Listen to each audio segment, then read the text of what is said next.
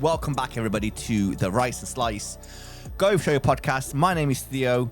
Gentlemen, next to me is Chenji. Episode 39. What is going on? Welcome back. I feel like we need to do an episode where you kick it off and you kind of do the intro. That'll be good. In Chinese, yeah. You can do what you want, mate. You can do whatever you want, whatever makes you feel comfortable. You know, Chinese, German, English, American. You can use. But it's okay, Theo. I think Spanish. Everyone's used to your sexy voice by now. You know, it's like you're. It's almost like a script. Like we kick it off, and it's like, okay, you know, because I can hear the music, like the intro music. You can't hear the intro music.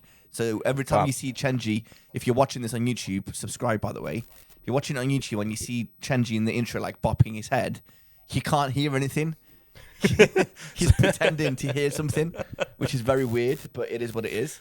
No, but it's like, I mean, you can see sometimes I'm out of sync, but it's not because I'm out of sync and I don't have any musical beats in me. Like it's just like he's just obviously always out of sync. Exactly. First of all, there we go. Mm-hmm. This week is episode 39. Yes. Episode 41. We have a guest. It's fair to say. So what I'm going to do, next week's episode, we can record it as normal. And then the week after, we're recording it like the day that episode 40 is coming out. I'm confusing everybody. But Which is going to be Wednesday rather than a normal Monday. Yes, recording. But the episode will drop on Wednesday. I'm not going to tell you who it is yet. I will tell you. Shall we say next week? Yeah. It's not like it's a massive secret. But let's just say next week. But it's also not like, it's also not like a regular podcast. I think it's going to be a fun little thing with video content as well. Oh, mate, we are on a day out. I'm pretty scared for that week, for that day. But we'll talk about it more next week. How about that? I'll make a little. Yeah, note. It sounds good. The lead up. Yeah, welcome back, everybody, to the podcast. I'm feeling a bit out of it today, so I'm hoping that Chenji can once again carry the show. So Chenji, what do you mean once? Well, that was a bit sarcastic, wasn't it? No. Please, Chenji, over to you. You have 45 minutes to talk about something related to golf. All right, brilliant. Let's do this. So I was in Scotland last weekend. I saw, mate. I was like, dude, like, what are you doing? And it was like Edinburgh Castle, whatever it was. You were in some bougie places, mate. So I was invited for a wedding, right? But so it's been like the invitation was there for like over a year, and then finally the day came, and I'm like, okay, and I haven't bought the train tickets because I knew there were the train strikes going on. I wasn't too sure if I'm gonna, if I booked a ticket and something happened, and tickets were expensive anyway. So I thought, all right, let's leave it last second. Worst comes to worst, I'll drive up. Yeah. Right. So it's literally Friday. The wedding's on Saturday. I haven't booked anything yet. Dude, why are you always so last minute, man? I was always going to go. But, Chenji always finds a way. He'll always pull through somehow. For somebody that's like the opposite of last minute, myself, it's so frustrating trying to organize something with you. Because you're like, yeah, don't worry. Like, do you want to play golf, let's say, next week? And you're like, yeah, we'll figure it out. And then I'm like, dude, no, I need to know so I can plan what I need to do. That's true. I've got a wife and whatever. But you plan. I'll just show up. Isn't that great? Yeah, but sometimes it's nice to kind of be planned a little bit, man. That's true. That's true. Anyway, I'll tell you what, somewhere in between me and you is like the perfect balance. I'm way over the top when it comes to organising. And I'm way too last minute. You're way too last minute. I'm surprised I got you down for the Wednesday that we're going to do the podcast for in next week. I'm surprised you were like, yeah, let's go do it. And we managed to book it like 10 weeks in advance. I'm genuinely like, I couldn't believe it. But yeah, fair play. Yeah. Anyway, so basically it's Friday. I haven't booked anything yet. And I'm thinking, right, do I bring my golf clubs? Yeah, as you should. I mean, you are going... Yeah, to Scotland, and it was like so. Basically, I didn't even realize it was bank holiday. It was bank holiday, right? So I was like, oh gosh, we have like a 3-day public holiday weekend. So let's take up the clubs. After the wedding, let's go play some golf. But then checked out the weather. It was going to be quite crap. But I thought, all right, let's just go in there. And so obviously met a few Scottish people in the wedding. Okay, right. It was kind of like half American, half Scottish English family, and Guess what? Everybody in Scotland plays golf. Yeah. It's mad. Like, no surprises. Like, because we talked about this in one of our first episodes, right after we came back from the Open, and we discussed like how many golf courses are there in Scotland. There are so many. It's and like makes you kind of in everybody's backyard. There's a golf course. Like in everybody's backyard, there's like 2 golf courses, right? Yeah, it's crazy. Yeah, like I'm pretty sure there's more golf courses than there are McDonald's and KFC and Burger King combined in Scotland. Yeah, it's actually crazy how many. It's funny you actually say that about Scotland, right? In probably end of July, middle of July, me and my brother are organising like a little boys trip. Like when I say boys trip, is me, my brother, my dad, and my brother's 2 young kids, and we're gonna rent out a motorhome, and we're gonna go somewhere in the UK. Nice. Spend like 3-4 days. Spend some time with dad. Spend some time with the kids. Spend some time with my brother. Perfect little holiday for us all round. No, no women, no, just the boys little trip, right? And it'd be good for the kids as well. It's like a little adventure, whatever. And I'm selfishly trying to convince them to go Scotland on a golf trip. Oh no, sorry, not a golf trip. On like a little RV car. Like we've never done it before, and I'm trying to find caravan parks where it's near to like good golf courses. So I'm trying to book. I will be taking my golf clubs just in case, because I've actually found like a caravan park. Is that what you call it? A caravan park like, that has a golf course in this caravan park. You're joking? No, it's got like a water park. It's got like a restaurant. It's actually quite nice. And it's like a Centre Parks kind of thing. Pretty much, yeah. And they have a golf course inside. But then again, brilliant. I'm trying to book close to like St. Andrews. And I'm like, it's not that far. Like, it's only 7.5 hour drive. We'll be fine. So I hopefully I manage to sort it. But I don't think I'll be playing St. Andrews. I'm like, even if I have the chance, I would not do it by myself. I expect you or Stel to be there with me. Like, I'm not experiencing that without you guys. If you're going to St. Andrews, like, I'm dropping whatever, we're going, right?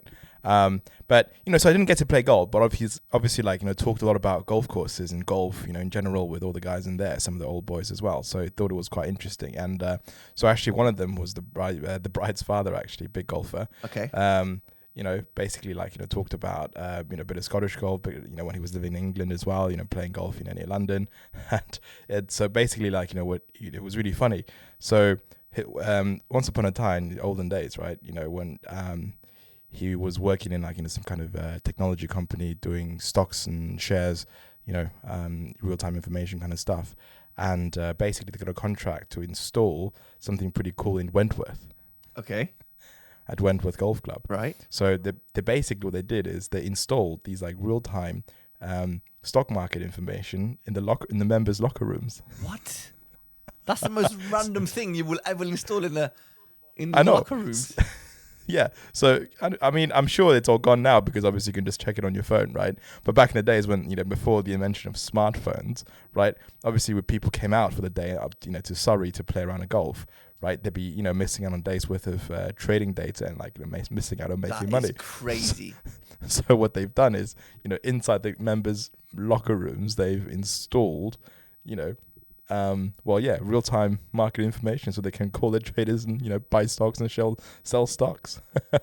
And in exchange basically with this contract they basically could like play golf in Wentworth all the time, so they were just like having so much fun doing it. That's the most I would never have thought that they would like, oh yeah, we have that many, I don't know, what's it called, like stock people working playing it in this golf course, let's just install all the latest stocks, the tickers or whatever you call them. That's crazy, man. Like, what? Yeah, exactly. Like back in the days, if you think about it, these golf courses where all the deals happened. Yeah, which makes sense. The network happened, and still to this day, right? If you remember at a really exclusive club like Woburn, like Wentworth, Sunningdale, and if you invited somebody for a round there, people will literally clear their diary and go play the round. Right? That's how you make friends. Friends, I understand, because let's say you go to like a golf club, let's say, I don't know, Moore Park, right? And you don't know anybody and you just want to join, I don't know, like a 2-ball or a 3-ball on a Saturday morning. And with the idea of you're going to try and meet new people, make new golf friends so you can play out play golf with them, like how me and you met, how, you know, all of my golf friends, whatever. That I understand, because you're still focused on your game, and in between holes, you're having a chat with the person next to you that you just met. You might have some things in common, you might not, whatever, but you're still going to get through the round of golf. But I always hear like, oh yeah, so many business deals are being done on the golf course, and I know like a few people that play golf only to meet new people for business, and I can't imagine doing that. I can't imagine like doing the job that you do, and you're playing golf, but while you're trying to focus on your golf game, you're trying to impress somebody else with your resume on why they should be with you. I don't know. It's weird. Like I can't. Do you let the other person win? Do you try your best? Like what? How does it work? It's so weird, man.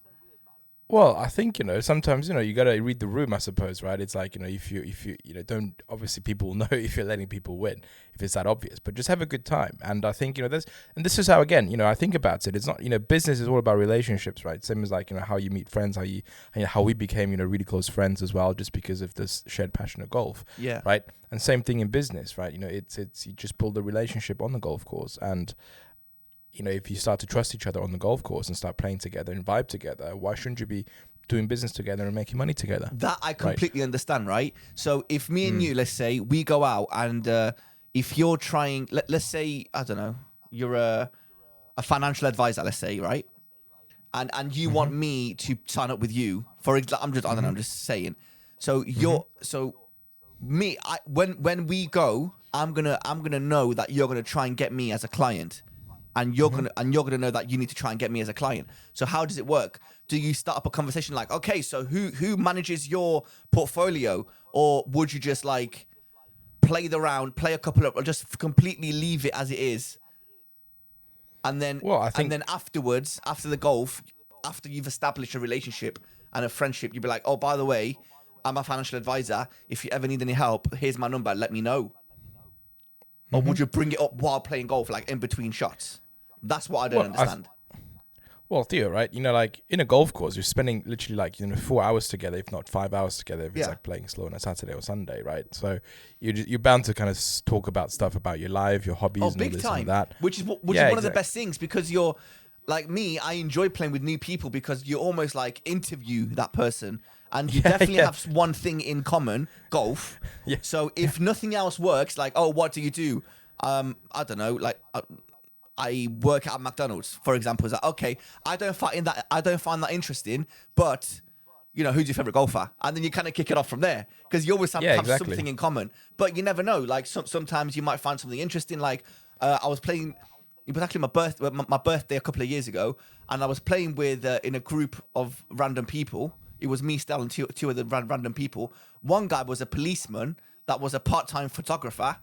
And halfway through, I think I might have mentioned this before, halfway through on the back nine, and because it was like my 25th birthday or whatever, he stopped playing golf. This policeman slash part-time photographer stopped playing golf, and on the back nine, he went to his car, got his massive like professional Canon camera out, and he walked the back nine and just took pictures of us. And he sent them to me as like a birthday gift. And I was like, well, that would never happen if you don't start up conversations with random people, right? While you're playing golf. It's so weird. But yeah, I know. It's just one of those things. But you just learn about what you do with each other, right? And you know, the conversation starts where you can, you know, do some potential business. You do some potential business. And I feel like, you know, financial advisor is a good example. I think, you know, so they're like you can never avoid them on the golf course. It's just what they do. Yeah, but I've always found it a bit awkward as well. Like, I don't like to talk about business on the golf course, right? But it always just happens, you know, because again, people ask you what you do, you ask them what you do, and you try to help each other out. And I think this is ultimately what golf is about. Golf is about helping each other out, big time. Like, you know, Theo, if you ever need anything, you know, you ask me, right? Yeah. Which is what the conversation that we've had anyway. But you don't do it from a financial gain point of view. You personally, with me anyway, you do it as a friend trying to help a friend out thing. Absolutely. Does that make sense? Absolutely. And obviously likewise with me. But it's weird if I'm the client and you're the seller, and you're trying to sell me something.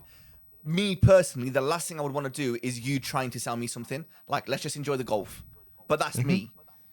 Well, yeah, exactly. Does No, that but make you're not, sense? you I definitely find shouldn't it a be bit selling weird. you definitely shouldn't be selling anything on the golf course, right? It should just be like a casual conversation, right? If, again, if they're interested in what you do, if they, if they think you can do well at what you do, right? I think, that's something you can follow up after the game, right? But, in the game. And if they want to strike a conversation about learning more about, again, what you sell, what you service, what you do, right? You just keep on saying in a casual way without selling anything, right? So, I mean, the biggest art about selling is like, you basically, you're selling something without selling something. Yeah. Right, isn't it? So, yeah. So, I think obviously still lots of things happening on the golf course, right? So, but yeah. And then also he was basically like, when he was living locally in Edinburgh, he lives locally in Edinburgh. And, once, he basically, he volunteers at all these major sort of events, right? Like, for example, he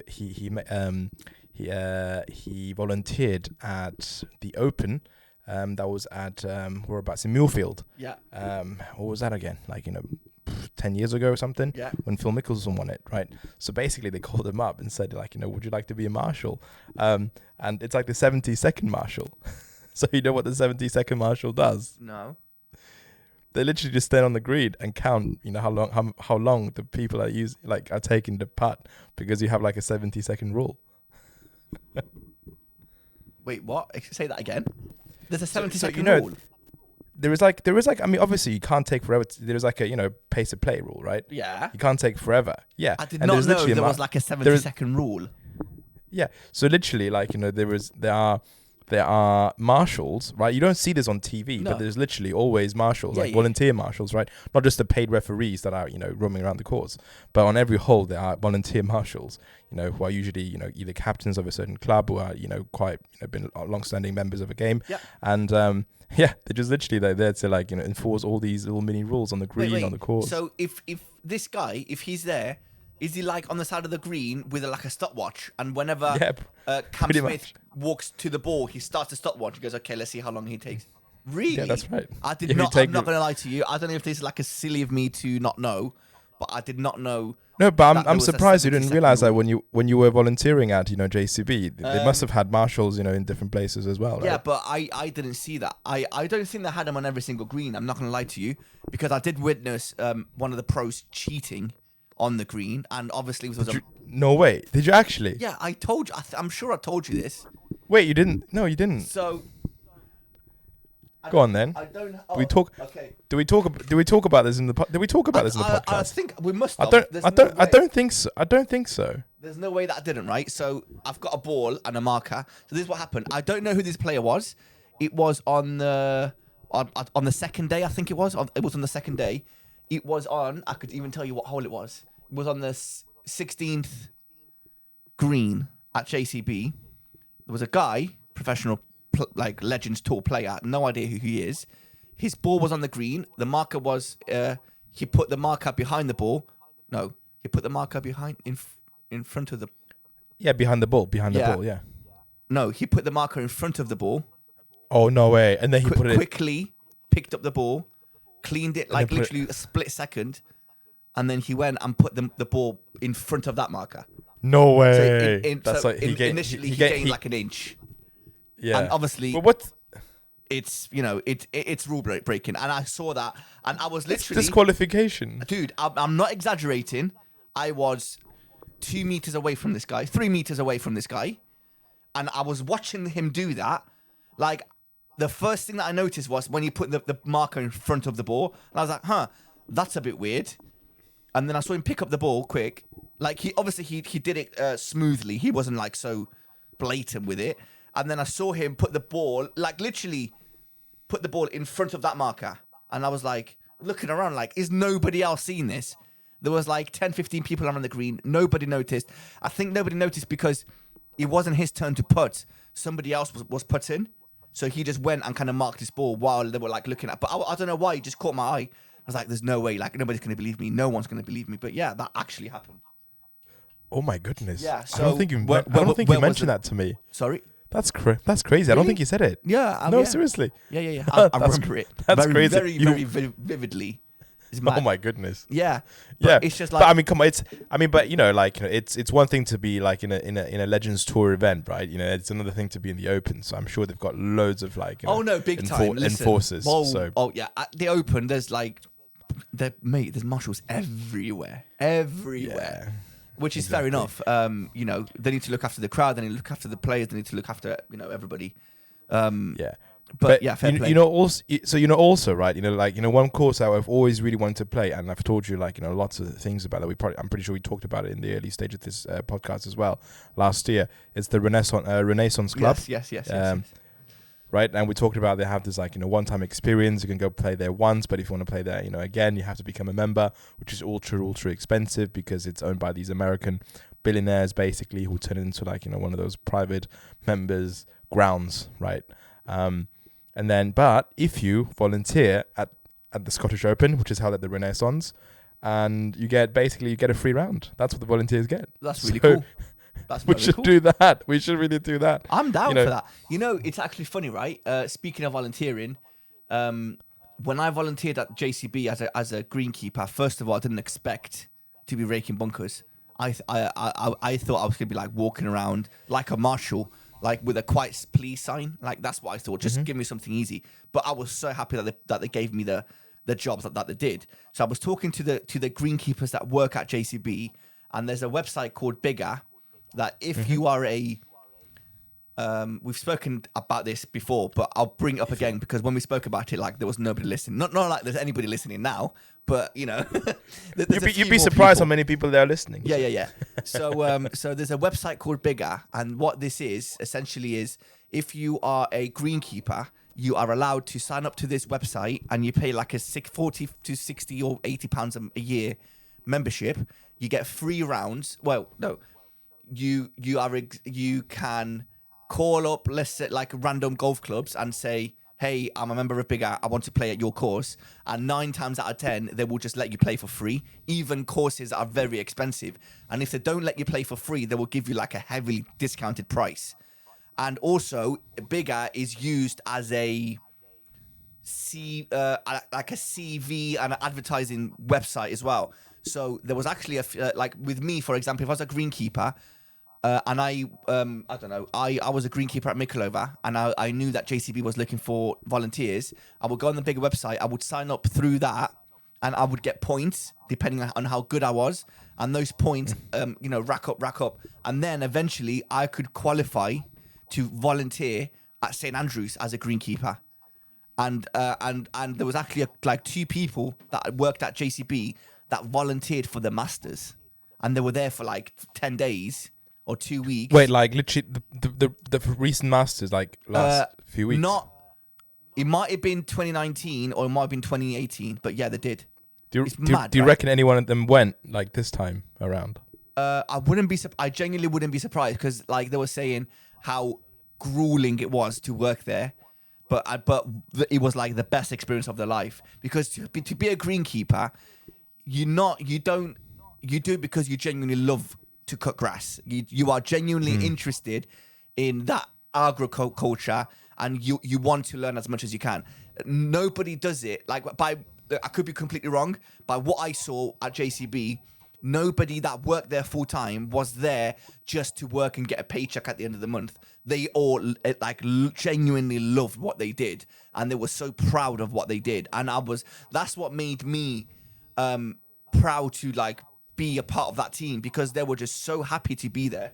Actually, I have a picture of all the greenkeepers and the volunteers at JCB that we got this gifted at the end of the thing with what do you call it, with the winner. Is it Sepp Straka, the winner? I can't remember who it was. But yeah. Wait, no, he's not. He didn't. Who was it again? No, it was an old guy. Yeah. But no, here not I am Sepp Straka. in the He's a younger left guy. corner, just happy as a clam, loving life, mate. Anyway, we love it. But yeah, it's pretty cool, man. Imagine racking up points and then being everything's paid for. They pay, the Masters pay for your flights and everything and accommodation. But wait, no way. So yeah. so you're not. So basically, you're not one of those. You're a proper professional volunteer, not one of those people you just kind of I suppose keep keep the watch, keep the time, and all that kind of stuff, right? Yeah. So with me, for example, because I'm not a greenkeeper by trade, I can volunteer to go to JCB. I can even volunteer to go to St Andrews, whether they accept me or not. Who knows? Yeah, of course. But you have to, everything comes out of your pocket, right? So. No, because even with JCB, they were like, if you don't have a place to stay, we can put you up somewhere for like a week. There's no problem. Fine. And they feed you and everything. So that's not a problem. But it's just the jobs is going to be different. So for me, because I'm not a greenkeeper by trade, they're going to put me on like bunker duty, and I'm going to be raking bunkers, which is fine. I don't expect to be mowing greens, But somebody that comes from, I don't know, let's say Northamptonshire Golf Club, and their job is a greenkeeper, and they mow lawns, or they're a sprayer or that kind of thing. When they come to JCB, they will be trusted. Those people will be trusted to mow lawns, and they would like cut the grass, whether it's fairways, whether it's approach, whether it's on the greens. They're not going to be like, oh, we don't trust you because we don't know you. Like, if you told us you can cut greens, then we believe you. If you're good at rolling greens, then that's your job for the week. For me, though, they would never let me do that, obviously, because I have no idea what I'm doing. If they let me like cut the edges, that's a bonus. But it is what it is. It's just part of the thing. Like, why would I want to ruin a green or the fairway when it's so pristine? That's the last thing I would want to do. Just create even more headaches for everybody else. So I'm like, yeah, mate, I'm happy. Give me some dirt. I'll fill up the divots on the fairway. As long as I'm walking on the same fairway that with the pros, and I'm like in the mix, I'm happy. Like, I don't mind raking bunkers. Dude, I had blisters the first day of me. There's like 96 bunkers at JCB. And obviously I didn't rake all 96, but I raked a good few, mate, and they're not small.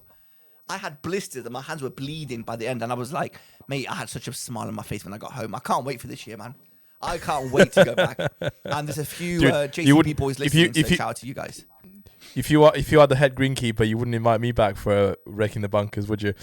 No, but I promise you, you will be a pro. If you came to JCB for one day and you were raking bunkers, mate, you would be an absolute pro by the end of it. Get some proper training. Oh yeah. Which kind of like sort of reminds me of like like last year, right, when there were a bunch of hole-in-ones made at the Waste Management Open, Phoenix Open. Yeah. At the stadium hole, and then obviously recently at the equivalent, the live equivalent in Adelaide. Which is the what do they call it again? The watering hole or something? Yeah, something like that. Yeah. So and when Chase Koepka made that hole in one. Yeah.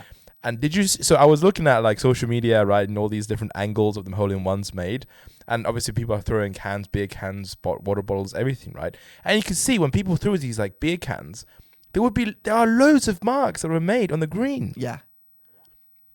Like who knows? Are there like a bunch of volunteers they just literally expected that to happen?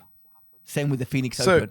Like, I want to see I don't just want to see people throwing beer at the green. You want to see the cleanup.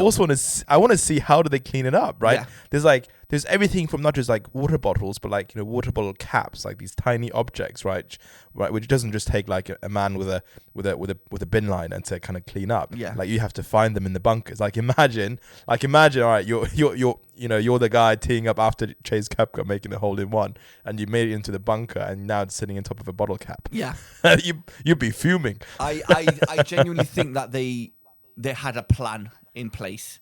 If that happened, everybody go in, clean up. Like, I want to see some videos of like the cleanup, like how long it must have taken, right? And like the same thing with the Phoenix Open, right? Because obviously there were so many like objects being thrown at the green and the tee box, and they probably had to suspend play for like 10-15 minutes just to which is not that long considering the mess they've made. 15-minute cleanup at least. I mean, again, it's easy to get a bunch of people to just literally like pick up a bunch of rubbish. Yeah. But you look at the damage that they've caused onto the green, right? Like literally just like divots basically everywhere. And you think, right, so are there just a bunch of, greenkeepers like, go in there with their little pitchforks and stuff? What if they got like the rollers? Like that roll on the green to make the greens faster. What if one of them kind of drives up, rolls the green to like flatten out all the divots and everything, and then just gets off? But would that then change the characteristics of the green and make it unfair to the people afterwards? It might have done. I mean, either way, it's either that or there's beer on the green, like liquid beer just all over the green or whatever? I don't know, man. It's a very good question. It'd be good to kind of see. I'm surprised we haven't actually seen a video on this, or like a cleanup video. Like, not just even a cleanup video, but just like a shout out to all the people, the volunteers, right? Like, who were cleaning up. And I think a lot of people, would appreciate that, right? Looking at the heroes behind the scenes, making sure the amount of work the they game put in, carries on. Dude, that is like 17 hour days. It's crazy. The work that greenkeepers put in. And not only that most greenkeepers obviously work for the club and they get paid, and they might get double whatever they get normally. But there's a lot of greenkeepers, if not more, volunteer greenkeepers than what there are paying greenkeepers. Dude, man, they put their same exact work in that as anybody else for free. For, I don't know, like a handshake and a pat on the back saying good job. They love what they do, man. It's so inspirational. It genuinely is. For somebody to be in love with the golf course that much that you're willing to, or be in love with a certain event or, whatever, that much that you just want to work on it for free. It's amazing. It's so great to see. I can't wait to go back. I'm really excited. Oh. Absolutely. Well, speaking of events, your favorite golfer just won the trophy. He did. You know what? First of all, Tony Finau won is it Mexico Open? Yeah. But the which is funny enough because it's called the Mexico Open at Vedanta now because Liv poached the original golf club that they were playing at. No way, I didn't know that. That's so yeah. Fair play. So I think back in February, right, Liv Tour had the golf tournament in Mexico, right, which was at the Mayakoba golf course, which is I think probably the premier golf club and probably the most expensive, well-kept one in Mexico. I actually really wanted to play there, El Camaleon. And so last year they poached them away, and that used to be where they held the PGA Tours, Mexico Open every single year. Oh wow! So obviously Liv Tour. I didn't know that. So now it's held in the Vedanta. Yeah. Is it in Cancun? I think it might even be in Puerto Vallarta. It looks like a really nice golf course. Obviously, it's for us we're going to struggle, but for the pros, mate, they were just smashing it around, weren't they? But like Tony Finau absolutely smashed it. I'm so happy for him. I mean, everybody knows my love for Tony Finau. But the best story of the day was Tony Finau winning the Mexico Open and then 3 hours later going and caddying for his two boys at like a random local par 3 course. Did you see that?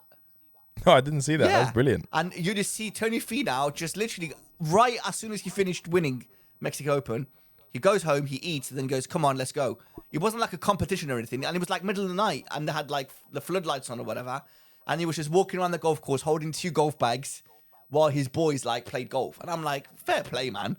Fair play. Oh, that's good. That's During brilliant. the Netflix documentary, there was a lot of talk going around. Like, the reason why Tony Finau is not winning or not playing up to his best is because his family's on the road with him.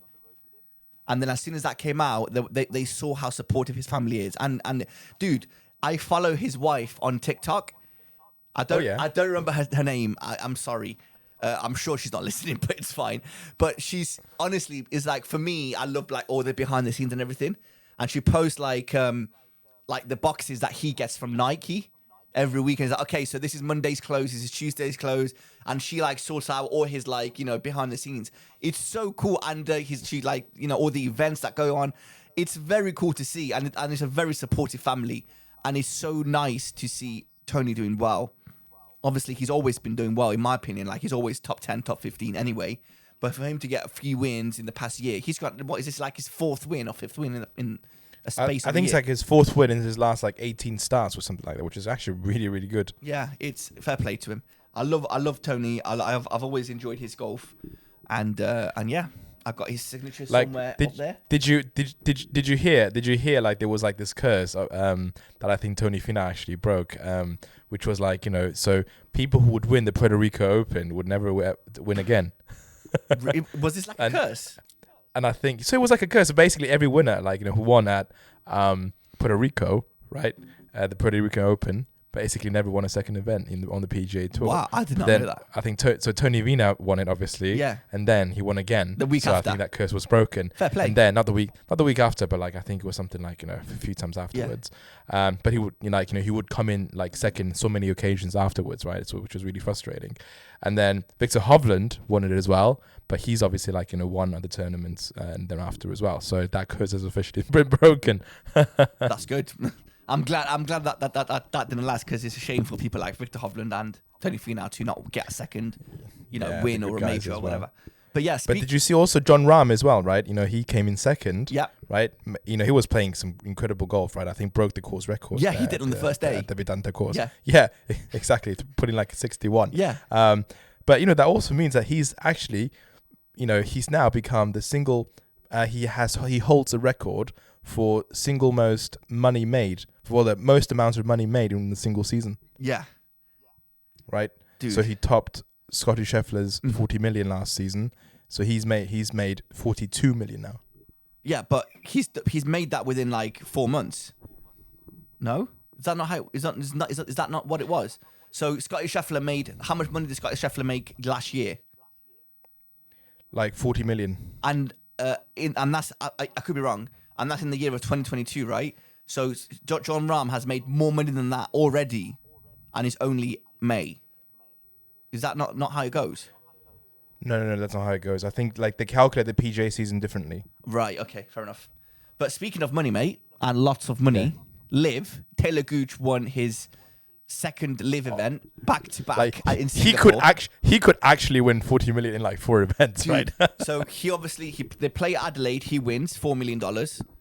And then the week after they play in Singapore, he wins again, another $4 million. Plus the team event as well. They came first. He's made like that's another 5 million. It's crazy how much money Taylor Gooch has made. Obviously, he's great at golf, but my God, it's just crazy to see. Have you heard? I still have my hat with his Yeah. with his with his autograph, Yeah. right? Have you heard about what happened with him in Australia? What happened? He got taxed and he was not happy. He got taxed like 48% or something, Yeah, right? 43%. He got taxed a lot. Half the money's gone. Where is it? I've got it written down. Yeah, I'm pretty sure it was like 43% or something. So he had to pay nearly $2 million to the Australian government on taxes, and he wasn't happy. He was like on the 4Player podcast saying how he wasn't happy or whatever. And I'm like, dude, man, relax. You are going to be fine.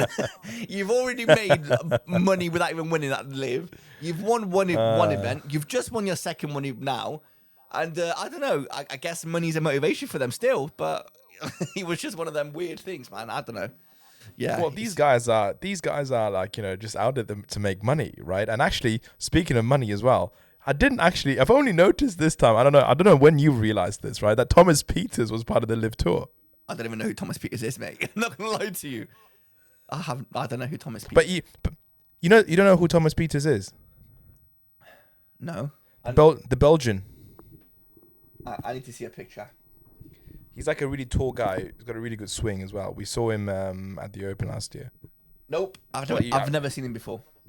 Have you not known? Okay. He's actually a really good player, right? I think he's ranked, number 30, 40 something. He won like a Rolex Series event last year at the PGA Tour. 7 professional wins on the PGA Tour. Highest ranking, 23rd. Current tour to European Tour on Live Golf, apparently. Yeah. Which makes sense. Live Golf. So basically, and then I found, oh wow, because he's got one of my favorite swings as well. Like, he's a really powerful guy. And I think I've got his autograph as well on my flag. But anyway, so he joined in February, right? Which was kind of really low key. And the time was really, really funny as well, because he was really looking forward to play at the Genesis Invitational, so Tiger Woods' Invitational. Yeah. But he didn't get an invite. So he was like, right. Forget so he PGA, was like, I'll join Live. No. So basically, he then sent a Twitter post, right, saying that, very disappointed I couldn't be part of, didn't get the invite for the Genesis Invitational. I guess, I'm number 34 in the world, so that's why they didn't give me an invitation. Blah blah blah blah blah. So it was a bit of like a passive aggressive post. This rings a bell. I think I've seen this. I've heard about this, but I didn't know it was this guy. But anyway, carry on. Yeah, and then literally like a week later, right? He signs man up joins for Live Tour for I think it was the Mexico Open, actually. Yeah, the Mexico Open. And then people obviously like, draw those lines together. But then I think he clarified that actually, literally, so he was obviously like chatting with friends, getting annoyed, that again, he was, people were like making fun of him, saying that his friends were making like, gentle jokes on him, saying, oh, you should have been teeing up with Tiger actually right now, but, didn't get invited, did you? So he was like basically like posted something on Twitter. And then the next day, he got a call up because one of the rosters in the Live Tour, right, Hudson Swafford, went through a hip surgery, so he was out for the season. So which meant that opened up a spot for another person to join. So basically, and I think somebody else, another open sort of another what's it called again, like spot on the roster also came up. So there were 2 spots, right? So basically, he got the call up. Right, Thomas Peters and Danny Lee from New Zealand. He got the call up as well. That's when both of them joined, as new members of the Live Tour. Does this mean that the guy, who was it that had a hip injury? Hudson Swafford. So does that mean that Hudson Swafford loses his place at Live? Well, technically, he's lost his place at Live for the season, but so who knows what the contract says for next season? I don't know. When he, recovers, he might be back, right?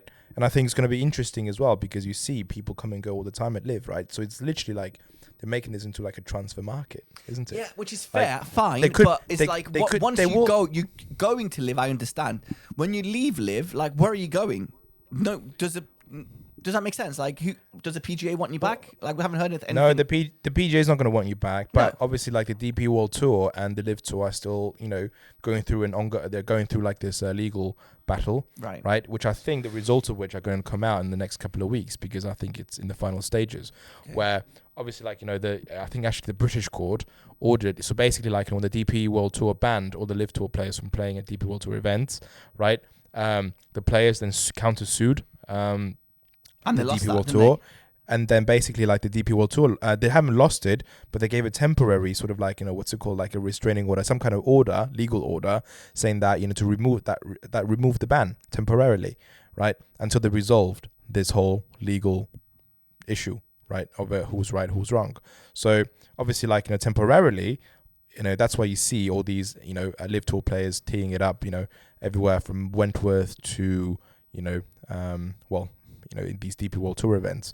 But obviously in the next couple of weeks, a result might come out and saying that, okay, yes, they can continue to play at the DP World Tour, or no, the ban will be fully enforced and they will not be able to play anywhere else, right? So, but I think they can still play in the Asia Tour, right, which is not affiliated with the PGA Tour. But anyway, so they don't really have a lot of places to go, but I think they're going to really create this little ecosystem of, if you're good enough, join the roster and the team will pay for it, right, to pay for a spot, to pay for a spot. So I think it's going to be quite interesting, the format that it'll become, right, because it's still evolving. And speaking of money as well, right, if you really look at it, obviously golf is a big sport, not as big as football, but like, okay, there's 14 events at Live Tour, right? And each event has a purse of 25 million, whereby the winner gets £4 million, and then another £1 million gets divided up by the team event as well, right? Another £5 million or something.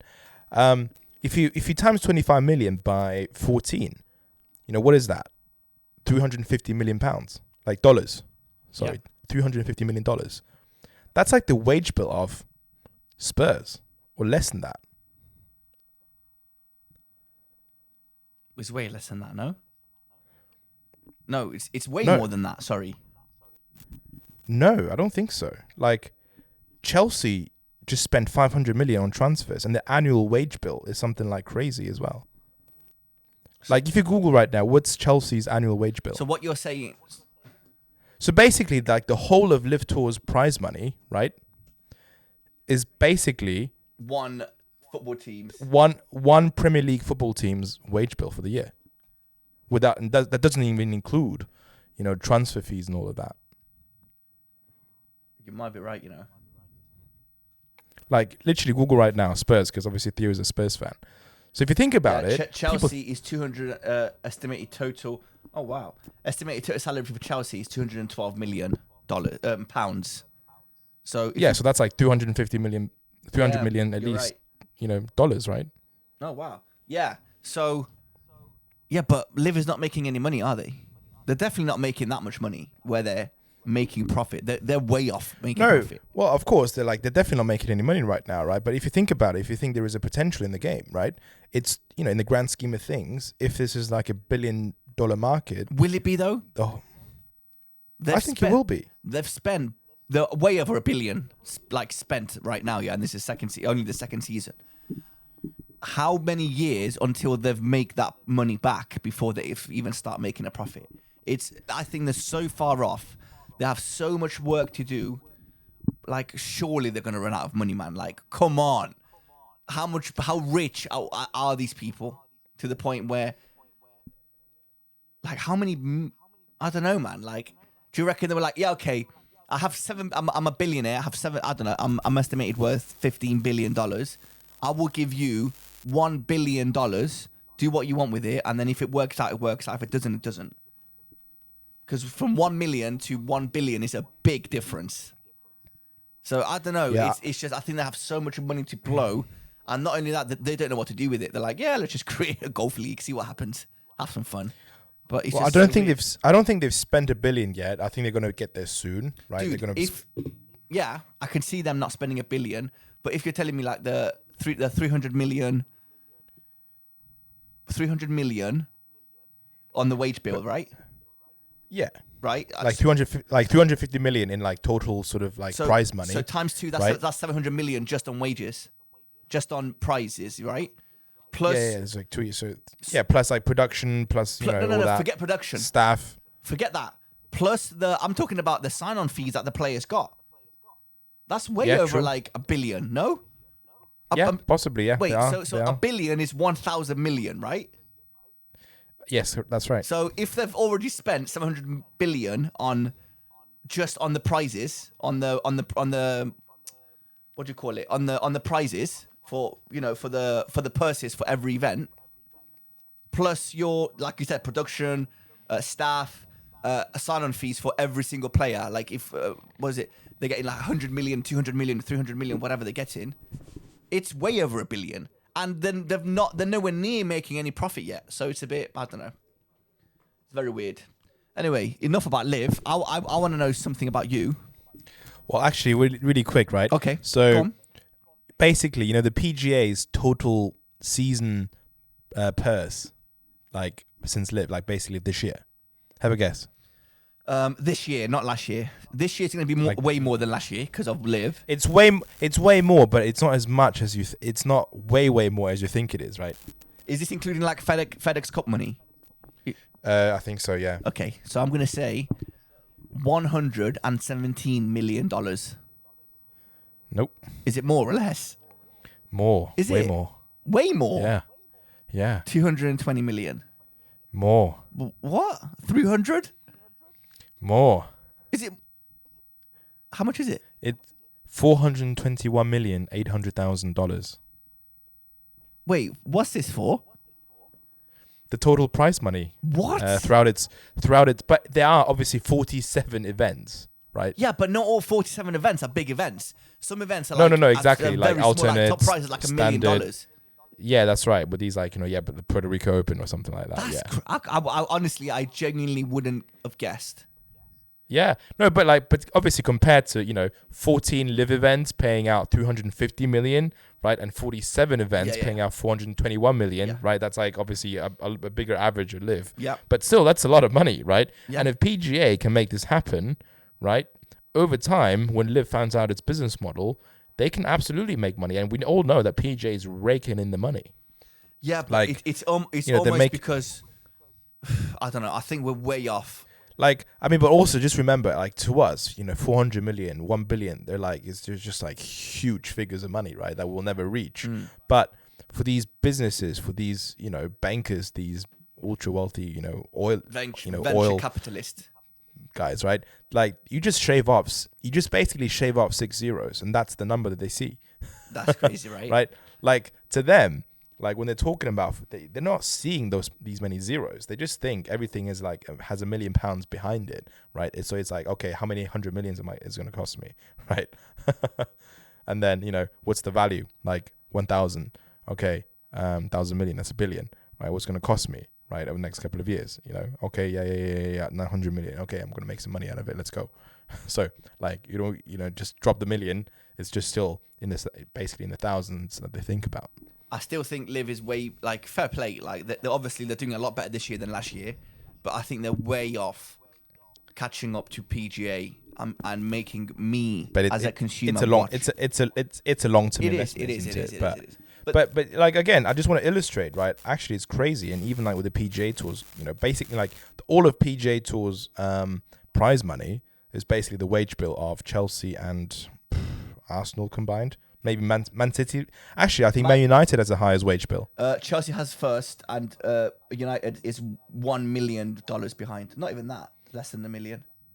Like so basically, like if you add up the annual wage bill of Chelsea and Man United, you've got all of PGA Tour's prize money for the year, right? Yeah, but obviously, that's 2 teams. Football is like a way bigger sport, bigger sport than golf, right?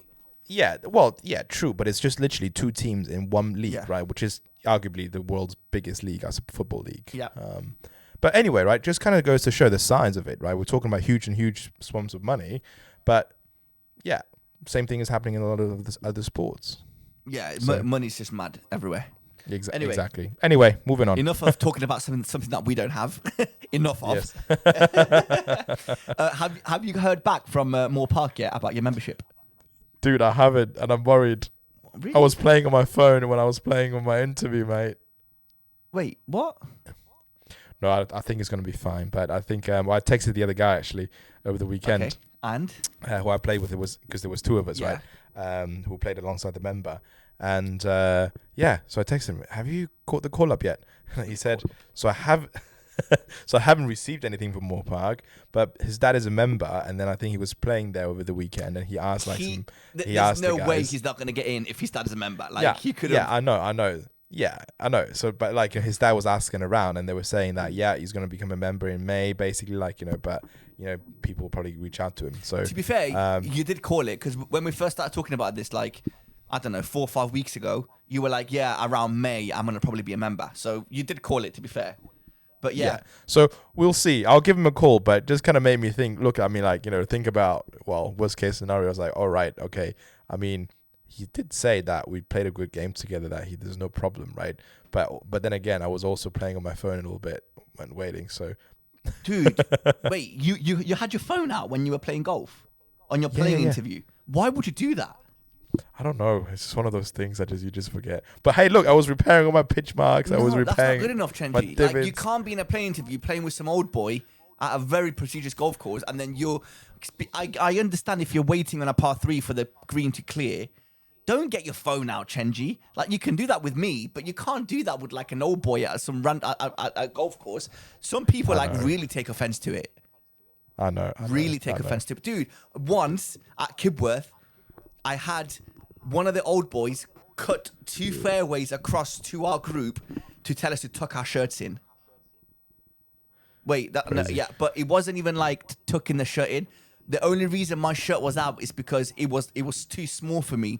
So when I swung the club, it would just get untucked by itself. So at one point I was like, forget it, I just can't be asked to put it back in. So I left it. Dude, he like marched across 2 fairways. He was like, tuck, and he was like swearing at me. He was like, tuck your effing shirt in. Where do you think you are? And I'm like, relax, mate. It's Kibworth. Like, we're not playing St Andrews here. Like, relax. Anyway, speaking of clubs, I have. Did you receive the call up? I have. I have not received the call up. So what I did do, I have joined another club. No way. Yeah, I was like, forget this. I can't be asked to wait. Well, you did say it last week. Yeah, so. I've been waiting to get a call from the club secretary, like, oh yeah, you're officially a member of our golf club. I haven't received that. I was supposed to get the call 2 weeks ago. I haven't received it. Apparently, my application form was on top of the list, so I should have been, pretty.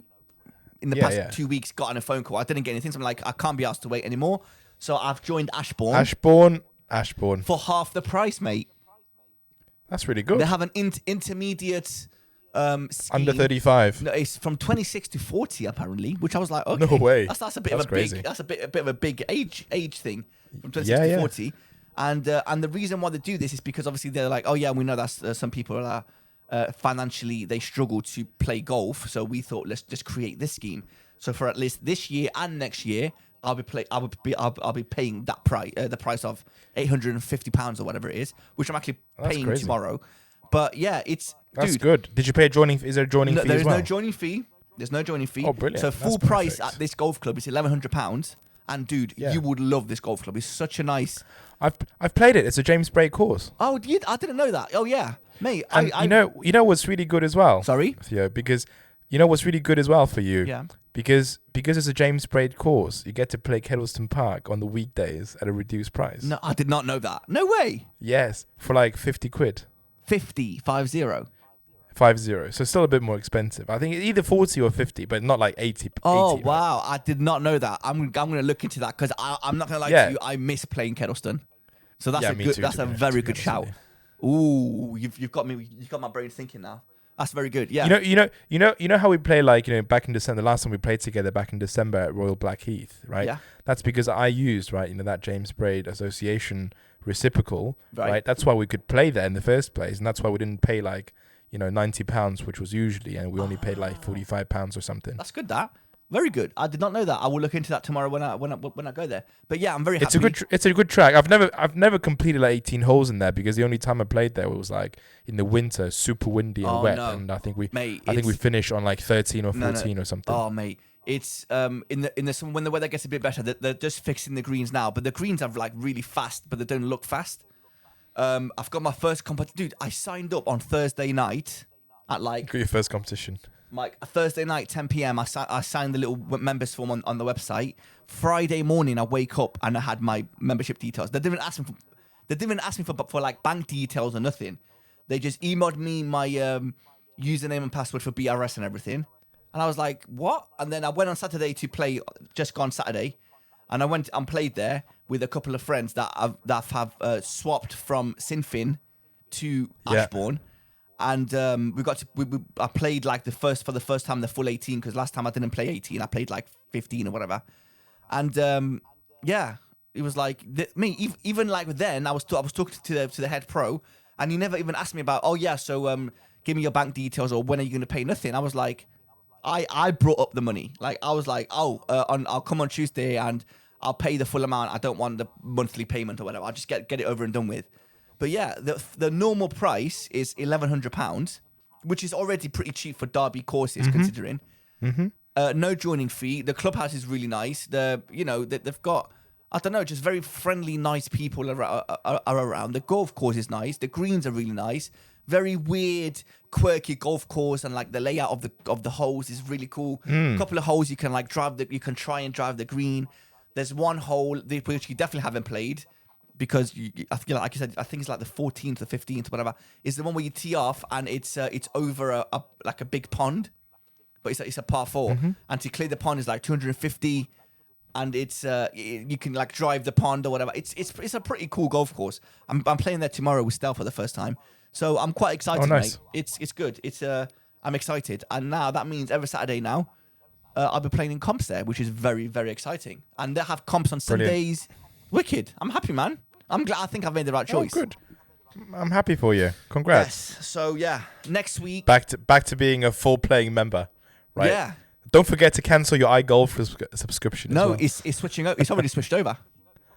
Oh, nice, brilliant. So yeah, you just give them your CDH number, which is what you're going to do, and then they'll just link them together with your new golf club, and then you don't need to put any cards in. You just kind of carry on with the handicap that you have. So yeah, cool. All good news, mate. I'm excited. I'm excited to see you next week. It's going to be good. Are you coming from the night before and staying around mine? Actually, yeah, good shout. Yeah, and then we can drive together on the Wednesday. Yeah, to go somewhere really cool. And somewhere. I can't wait for the podcast. I wonder where we're going. Right. Anyway. Oh yeah. That's it. That's next week. Yeah. So into podcast time. Yes. All right. Anyway. Great.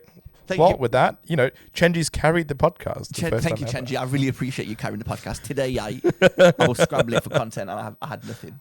But yeah, it is what it is. I'll do better. You plan everything, but Chenji will carry through. Yeah, you definitely did. But yeah. Even though you always worry though. I'm still worried. 1 hour in, I'm still worried. Anyway, guys, thank you very much for listening. Thank you guys. Like and subscribe. Follow us. We will see you again next week. Yeah, we've got some pretty cool things coming up. So yeah, we'll see you next week. Bye. Bye.